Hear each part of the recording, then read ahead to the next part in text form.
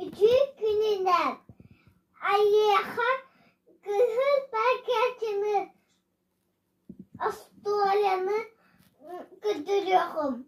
Ele bir de kızıl paketten var. Otun kızıl paketten anyu sıcımız. Ona mağabada epit kızıl paketten. Ebehan bir eski ağlar. İnci var. Sep. Baran nispet. Kızıl paketten baran nispet. Ve baran nispet. Bereli küsübüt. Daraba kıhıbır göheceğim. En kanlı bardım. Emin ayuga. Ebehan inci vardım. Bence de hanlı bari. O manna var. Irak var. Ayuga var. Hepçe min açağına bardım. Baka kıhıbır göheceğim. Baka. Kıbrık'ın ebedişen yedihe gelbüt tuk kumuta.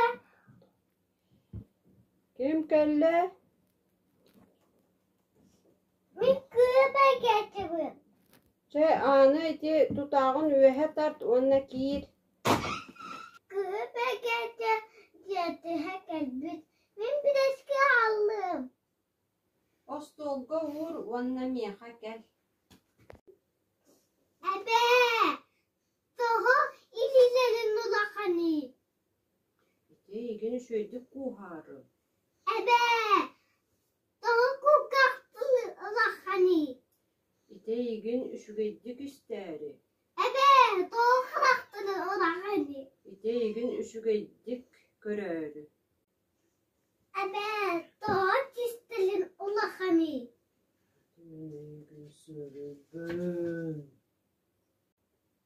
Oo. Yine hava. Yine hava. Oo.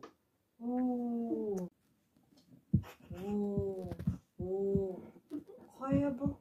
Bir çetiker böyle hangarırdı. Böyle kiri hacakara. Bu tut istebit. Valla bir önü öyle bit. İyiyim haytan. Kıbrık'ın. Ona ebedim. Tabut. Ebede ona Kıbrık'ın ve bitter. Buçukkan mahtanımız diye bitter. Manan Astorya'mız biter. Körbükü dihin.